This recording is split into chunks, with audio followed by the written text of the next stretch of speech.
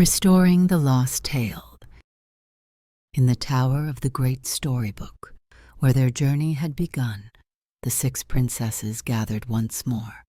Ariel with her voice restored, Belle carrying the enchanted rose, Tiana holding her father's recipe book, Rapunzel with her glowing hair, Moana bearing the heart of Tefiti, and Jasmine wearing her mother's bracelet. Each had recovered their own story, but they knew a greater challenge still awaited them. The mysterious shadow that had haunted their quests finally took form before them. From the darkness emerged a figure they had never seen before, a forgotten princess whose own story had been the first to be erased. Her name was Evangeline, and she had once been the guardian of all their tales, watching over the Great Storybook with love and dedication. But long ago, a cruel twist of fate had caused her own story to fade away. As her tale disappeared from the book's pages, so did the memories of her existence. Forgotten by all, she had grown bitter, believing that if she couldn't have her own story, then no princess should have theirs. She had spent years learning how to unwrite the magic that bound their tales together. The Great Storybook, now barely holding together, pulsed with what little magic remained. As Evangeline reached to destroy the final pages, each princess stepped forward, offering not confrontation, but understanding.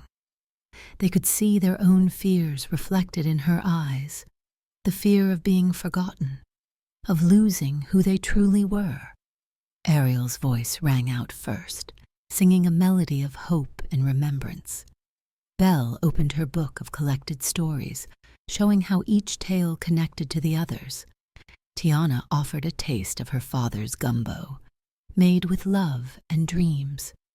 Rapunzel's paintings on the tower walls glowed with shared memories. Moana called to the ocean, which responded with waves of ancient wisdom. Jasmine held out her hand, offering the chance to choose a new path. Together they showed Evangeline that every story, even one that had been lost, remained part of the greater tale they all shared. Their magic combined: voice, rose, recipe, paint, heart, and bracelet, creating a bridge between what was lost and what could be restored. As their magic surrounded Evangeline, her own story began to reappear on the blank pages of the Great Storybook.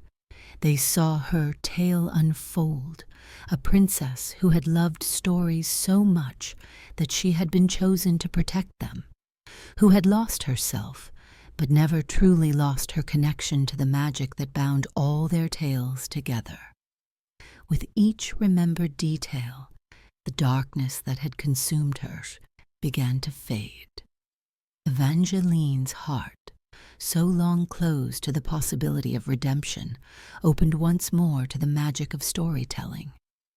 She realized that though her original tale had been lost, she could write a new one, not as a villain seeking revenge, but as a guardian helping to protect the magic of all stories. The Great Storybook blazed with renewed power as Evangeline's story wove itself back into its pages. The princesses watched as their combined magic restored not just their own tales, but strengthened the very fabric of storytelling itself.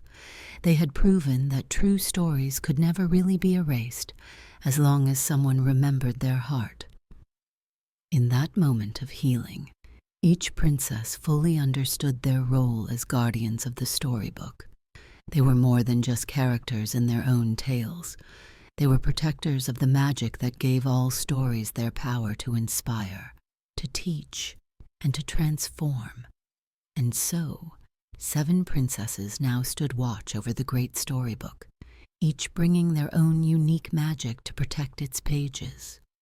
For they had learned that the greatest story of all was the one they had written together, a tale of friendship, forgiveness, and the courage to believe that every story, no matter how forgotten, deserved to be remembered. Subscribe now and step into a new story where fairy tales come with a twist.